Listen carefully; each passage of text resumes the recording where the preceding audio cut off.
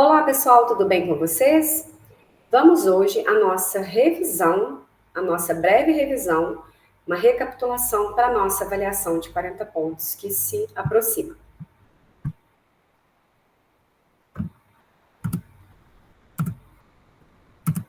Vocês vão estudar os ciclos 1, 2 e 3, né? Então, na verdade, nós vamos chegar até o Kodály, tá? O que tiver para frente vai ficar para a última atividade de 18 pontos.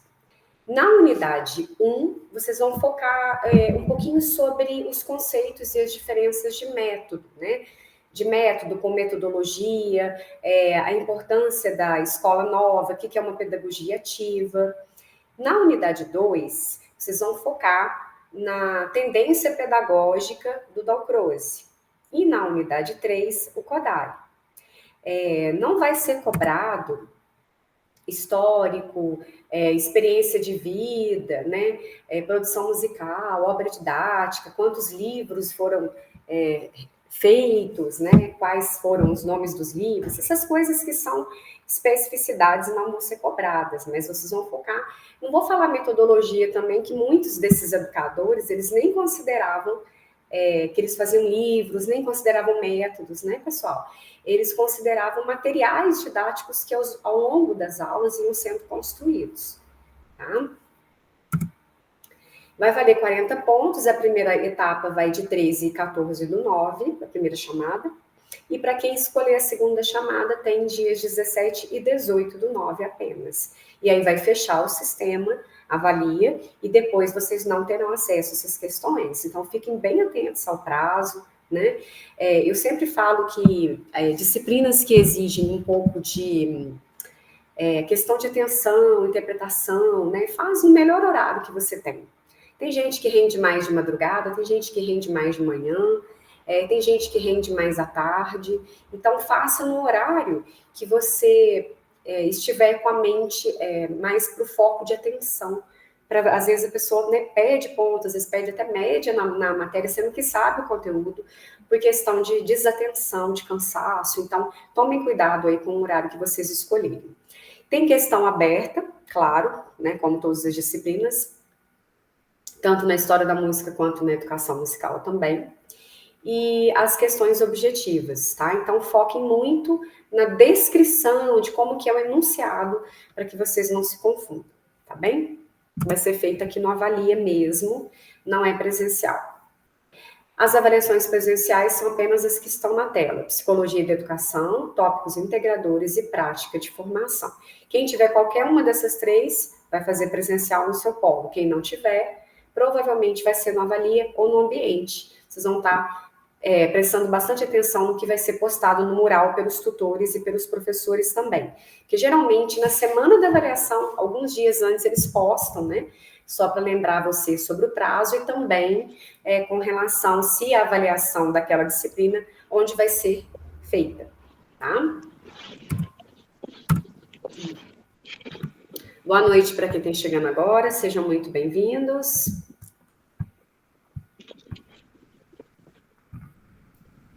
Vamos falar do ciclo 1, né? O que a gente tem que focar especificamente, né? A importância que tem o método contemporâneo ser um método consciente, integral, apelando para a técnica pura, corpo e mente, o intelecto e também o domínio técnico instrumental. O que é global, né? Quando você está pensando não só na questão musical, mas você está pensando no ser humano, né? Esses pedagogos das metodologias ativas, eles pensam muito nessa questão. Tá? A gente não está desmerecendo o tradicional de forma alguma, nós estamos colocando as características desses métodos novos. Prestem atenção nas questões objetivas. Às vezes vai perguntar assim, por exemplo, como era o solfejo desenvolvido pelo Dalcroze? Aí a pessoa vai lá e coloca Kodály. Por quê? Porque ela não prestou atenção, às vezes, no enunciado. Se está perguntando do Dalcroze especificamente, vá até o guia, não tenha preguiça, deixem as abas abertas, tanto do PDF, talvez, dessa revisão, como também do guia de estudos, para vocês não perderem tempo e focar mais, né? Ter um foco mais direto com relação à avaliação, tá? Às vezes erra por desatenção mesmo, não é porque não sabe o conteúdo. E também, no caso do primeiro capítulo, olhem o que é método, possibilidade e diversidade, tá? E pedagogia proposta pelos métodos ativos. Nós conversamos isso desde o primeiro dia de aula. O que quer dizer método ativo? É aquele método que vai colocar o aluno como um detentor principal do conhecimento e não o professor. Então, ele vai desenvolver, ele vai improvisar, ele vai fazer tudo para participar daquela aula mais ativamente. Gustavo, é você que está com o microfone ligado? Ah, desculpa, eu não vi. Se você puder, por gentileza, senão fica dando eco para quem está assistindo a gravação. Muito obrigada, viu? Com licença. Não precisam copiar, porque eu vou disponibilizar o slide para vocês, tá, gente? Então, voltando nos métodos ativos, eles têm essa característica de fazer com que o aluno seja o principal foco do seu conhecimento, né, da construção da atividade, ele vai trabalhar com atividades práticas e, principalmente, todos eles colocam a prática antes da teoria. Esse é o foco principal dos métodos ativos. E a diferença entre o método ativo e tradicional, qual que é? O método tradicional, muitas vezes ele coloca o professor, vai passar o conhecimento e o aluno vai apenas receber, em alguns sentidos, assim, de instrumental, né, ou teórica, que são mais rigorosos, né, às vezes tem até regras, né, assim, a forma como é colocado, né, tem uma certa imponência. Já no método ativo, não, é tudo feito num sentido de discussão, de participação da atividade, né, usar o corpo como um instrumento ativo ali no processo de ensino, você tem o aluno sendo instigado à composição desde o início, você não se preocupa se ele vai ser um exímio instrumentista, mas se ele vai trabalhar a música de alguma forma com importância na sua vida, em que aspecto a música pode melhorar a qualidade de vida desse indivíduo. Então, tem uma série de questões que o método ativo trata e o tradicional não é incorreto, mas a gente só está falando que ele não coloca o aluno como o foco principal do conhecimento, mas sim o programa de curso, né, o que o diretor pede e questões burocráticas, às vezes, também, de algumas escolas. Método, possibilidade e diversidade. Então, o método, o que ele é? Ele é apenas um fio condutor, né? É uma forma de você organizar os conteúdos para você não ficar perdido. Tem gente que entra na sala de aula e passa, né, enche o quadro. Aí, na outra semana, ele esqueceu o que passou. Aí, quando ele passa tudo de novo. Aí, o aluno fala assim, ô, professor, isso aí vai passar de novo? Aí, ele fala, não, tô revisando aqui. Pois ele esquece. Mas por quê? Ele não tem uma organização, né, de plano, né? Não é que a gente tenha que ter tudo escrito perfeito, mas pelo menos uma bula, né, uma coisa assim, tópicos do qual ele vai seguir e vai falar assim, vamos supor que ele programou uma aula maravilhosa e aconteceu alguma coisa na escola e ele não conseguiu conduzir. O que ele faz? Na aula seguinte coloca, repetindo o plano anterior. Por quê? Porque ele sabe que ele não trabalhou. E às vezes tem gente que não trabalha nesse sentido de organização. Então, essa organização das atividades, essa maneira da gente progredir isso, a gente chama de método, tá? Se a música é transmitida de forma ativa, aquilo é prazeroso, né? O conhecimento é mais imediato. E, no caso, o método é uma organização racional transmitido para se obter resultados objetivos e seguros. Nem sempre isso acontece, né? Não existe receita de bolo. Falar, eu vou copiar isso aqui do livro, vou chegar lá e vai dar tudo certo. Tem dia que não dá. Mas, pelo menos, você se organiza quanto ao que você precisa aprofundar, o que você precisa revisar e aquilo que você acha que já está, né, um conhecimento em bom nível para os seus alunos. Então, o método contemporâneo, ele é integral, a gente falou isso no slide anterior, e apela, sim, para o afeto, a técnica pura, corpo e mente, o intelecto, a sensibilidade estética. E a técnica deve ser aplicada de dentro para fora. Os tradicionais são mais passivos, geralmente o conteúdo é um pouco mais fragmentado e pouco criativo, né? E nos ativos, a gente tem várias possibilidades e dicas dos educadores que a gente está estudando e outros que existem, não dá tempo da gente ver todos, né? Então, o passivo tem um conteúdo fragmentado em que sentido? Vamos supor que a pessoa vai trabalhar a classificação de intervalo. Aí ele vai lá, coloca os intervalos, coloca quantos tons, semitons que existem em cada um, classifica, mas o aluno não ouve. É isso que a gente está falando. No método ativo, como que trabalharia esses intervalos? Você poderia pedir para um aluno tocar no seu instrumento, ou cantar, né, um intervalo de segunda, ver qual é a diferença da segunda maior para a segunda menor, questionar os alunos no sentido assim para que eles fiquem curiosos e pensem em músicas que comecem ou que tenham esse intervalo característico, e por aí vai. Então, ele vai construindo conhecimento. E o tradicional, não. Você taca lá uma matéria, o conteúdo, e fala, ó, a segunda maior é isso aqui. E aí o aluno decora, né? Claro, ele sabe classificar, mas muitas vezes ele não ouve o próprio intervalo. Então foi nesse sentido que o Dalcroze e outros educadores desses métodos ativos começaram a pensar em novas possibilidades para passar o conteúdo.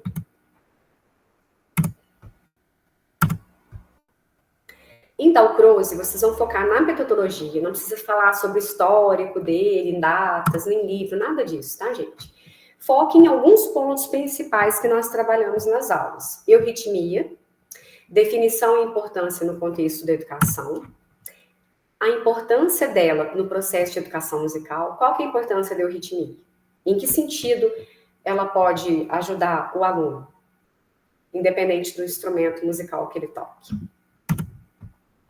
E outra coisa, qual é o tipo de solfejo utilizado por Dalcroze? Será que o Dalcroze utiliza o solfejo da mesma forma que o Kodály, da mesma forma que outros educadores? Não, ele tem uma particularidade um pouco mais específica, que é só dele, assim como o Kodály tem a dele. Às vezes o aluno vai e não lê direito e já corre lá no Kodály pensando que está falando da Manosolfo. Cuidado. Se perguntar de um educador específico, não tenham preguiça de ir até o guia para verificar, tá? Porque senão, infelizmente, a resposta vai ficar incorreta. E respondendo, né, o tipo de solfejo utilizado pelo Dalcroze era o solfejo relativo, onde os movimentos corporais ascendentes e descendentes são expressados por movimentos corporais e também escritos, essa é a diferença. Corporal, o Kodály também faz, só que qual que é a diferença? O Kodály usa a manosolfa, que nós vamos ver daqui a pouco, né? Os gestos manuais para identificação de som, de nota, de som agudo e grave. O Dalcroze não. Ele usa movimentos corporais e, além disso, do solfejo relativo, ele usa a escrita por símbolos. Então, esses símbolos pode ser estrelinha, pode ser bolinha, e outras simbologias mesmo, não preocupando com a partitura tradicional. Kinestesia é movimento e consciência, né? E só retomando, euritmia significa o quê? Bom ritmo, ou ritmo fluente. Ele baseou em 3 pressupostos, né? Todos os elementos da música podem ser experimentados através do movimento. Todo som começa pelo movimento, por isso que ele considera o corpo o principal instrumento para o ser humano. Há um gesto para cada som e um som para cada gesto. Isso é uma fala bem específica do Dalcroze, a gente não vai ver isso em outros educadores, tá? Ele fala da importância do uso do movimento para trabalhar acentuação, fraseado, dinâmica, pulso, andamento, métrica.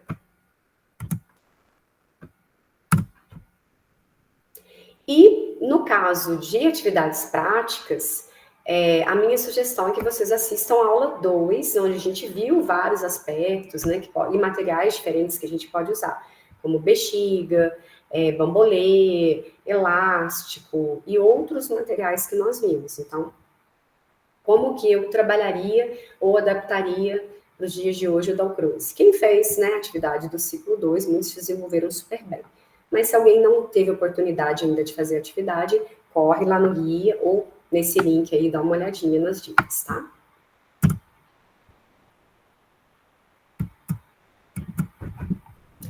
Vide as possibilidades do trabalho, então, com bexiga, bambolê, clava, elástico, garrafa PET.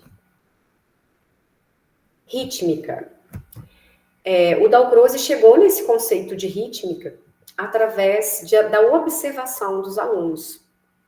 Ele percebeu que eles não tinham essa escuta interna mais significativa, eles não conseguiam reconhecer certos acordes, certos intervalos. Eles, às vezes, escreviam corretamente a melodia, mas não sabiam solfejar, ou vice-versa. Então, ele via que eles não experimentavam o que escreviam.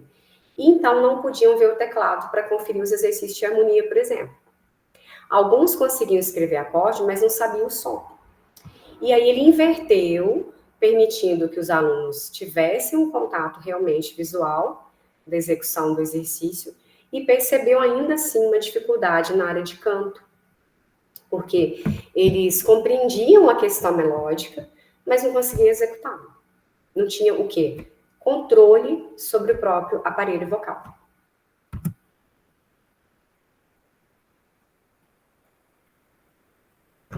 Isso aí eu já falei anteriormente, né? Todo som começa com um movimento e há um gesto para cada som e um para cada gesto, que foi tirado do guia de vocês. E lembrando que não são movimentos aleatórios e nem brincadeira de dançar. São movimentos referentes a estudos de conteúdos musicais, tá? E o Dalcroze tinha uma particularidade que, ao invés de dizer para os alunos, né, façam isso, eles colocavam, mostrem o que vocês estão ouvindo. Digam-me o que estão ouvindo, num processo mais demonstrativo. E evitava o máximo de narrativa oral. Tanto ele quanto qualquer um dos que a gente vai ver aqui nessa disciplina, fala o mínimo possível. É mais ação.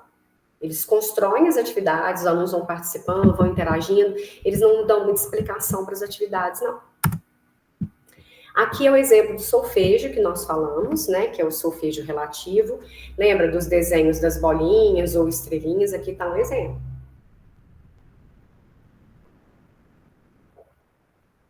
Qualquer questão parecida com esse tipo de desenho está relacionado ao Dalcroze, solfejo relativo. E o Kodály? Vamos lá? Esse está bem recente, né? Nós falamos na aula. Também vão prestar atenção nas características e propostas da educação dele, tá? Como se deu a prática de canto através do Kodály? Vê lá qual foi a diferença dele para o Dalcroze. O que é monossolfa? Pense na definição do termo e também nas vantagens da utilização. Lembrando, a quem já fez, né, já entregou, muitos já corrigiram, ou está construindo o ciclo 3, está vendo isso, né? Ele utiliza tá para semínima, tite para colcheias, isso é uma especificidade do Kodály. E também a representação por símbolos, representado por figuras musicais, a gente viu isso na atividade também, que são geralmente a representação das figuras, né? Não precisa pôr a cabeça da nota, não precisa pôr partitura, não precisa pôr clave, mas sim ter o senso rítmico. E a atividade aberta, também para quem fez o ciclo 3, vai tirar de letra, caso caia, alguma coisa nesse sentido, tem que lembrar que as iniciais são escritas em minúsculo. Dúvida? Assistir a videoaula da aula passada, né? Do passo a passo da atividade 3, que vocês vão conseguir fazer. Como é o sistema de duração rítmica? Através de sílabas, ele relaciona essas figuras e são utilizadas apenas as hastes, como eu disse, né? Com pulsação de silêncio, né? Se o executante já conhece a música e então vê a notação, as associações apropriadas são realizadas. O uso de sinais manuais, o que é isso? É um recurso indispensável para ele, adaptado, não foi uma ideia dele, foi uma adaptação. É uma sequência de gestos manuais utilizado na aprendizagem de altura. E cada altura corresponde a um gesto diferente correspondente. E eles devem ser ensinados gradativamente, à medida que as notas vão aparecendo, através dos gestos dos dedos e mãos. Pode orientar o solfejo de uma forma prática, para o agudo, para o grave, né, um solfejo gestual mesmo, como nós vimos na aula, nós vimos aí no guia de estudos também. Isso é Kodály. Viram a diferença? Ah, mas para que eu preciso, né, disso? Por que seria importante? Qual é a vantagem de usar isso? Reforço do conteúdo intervalar, afinação, visualização da direção sonora, né, como a gente falou, grave, agudo, médio, treinamento auditivo, desenvolvimento da memória musical. Tudo isso vai facilitar a vida do aluno, principalmente do iniciante. E ele usa uma técnica que também é só dele, chamada de somização, onde ele coloca, né, a substituição das notas, que também está relacionado ao ciclo 3, que são em minúsculo, para não confundir com os acordes tradicional. E no caso da identificação de oitavas, né, é sempre indicado acima ou abaixo e sempre à direita da altura cantada. Leitura relativa e domóvel. Pode cantar a partir de qualquer tônica, determinado intervalo, a partir do nome da nota. E no caso da leitura relativa, as notas alteradas. A gente viu isso também na aula do Kodály, que se tiver um sustenido, você coloca o I minúsculo na frente da nota, da letra, né? Então é Dó, Ré, Mi, Fá, Sol, Lá. E o Si, para não confundir com Sol, ao invés de S, ele é o T mudo. Se for TI, é Si sustenido. Se for FI, é Fá sustenido. Se for RI, Ré sustenido. Então, apareceu o sustenido, o I minúsculo na frente da vogal. Da letra, desculpe. Apareceu o bemol, coloca a letra A na frente da letra. Então, vamos supor, Si bemol, TA. Mi bemol, MA. Tudo em minúsculo, tá, gente? Aí a gente tem um exemplo no guia, né? Da Barata diz que tem. Se for uma indicação dele, a gente não tem esse negócio de compasso, clave, nada disso. Apenas o que tá aí, ó. Apenas, apesar de ter colocado aqui o compasso, né? Mas apenas os ritmos das notas, das figuras correspondentes e as iniciais em minúsculo. Ó. Sol, Fá, Mi, Ré, Mi, Fá, Sol, Sol, Lá, Fá, Mi, Fá, Sol. Então, tudo em minúsculo, tá? Se colocar uma letra em maiúsculo, a questão está errada. Então, isso também é uma particularidade de Kodály. Lembra do ciclo 3? Qualquer coisa do ciclo 3 relativo a essas referências, Kodály. Está bem recente, né, para quem fez atividade. Uma outra particularidade interessante é que ele gosta muito do uso da terça para aplicação das atividades. Tite para colcheia, Tá para semínima, né, com canções bem simples, no máximo 4 notas, são canções bem simples mesmo. Remetem ao cotidiano dos alunos, tá? E uma particularidade também que é dele, é a imagem, mas não da figura, mas de qualquer desenho. Então, por exemplo, um jacaré maior, ele pode ser correspondente a semínima. 2 jacarés com a metade do tamanho seria correspondente a 2 colcheias. Isso é uma particularidade apenas do Kodály. Você não vai ver esse tipo de indicação em outros autores, que é uma indicação que eu acho até bem interessante. Tá? E a combinação, quando ele coloca, né, inclusive ele às vezes pode usar até palitos de picolé para montar, né, como é só semínima e colcheia, fica bem fácil.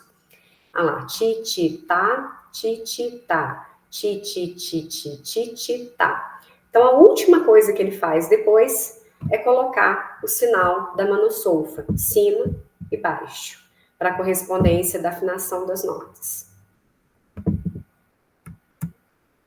Bom, pessoal, no mais é ter o guia em mãos, de repente até o PDF, né, na tela dessa atividade, dessa aula também, para que vocês possam se posicionar, né, gastar menos tempo aí para fazer essas atividades e boa sorte. Não esqueçam de dar uma lida no enunciado. Fala, nossa, professora, você falou, não caiu o que você falou. É um banco de questões. Então, é um sorteio. Às vezes, uma questão aberta que vai cair para um aluno, não vai cair para outro.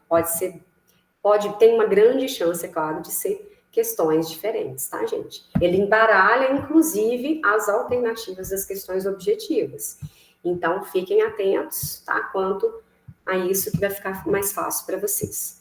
Pois não, Tiago? Quer fazer alguma pergunta?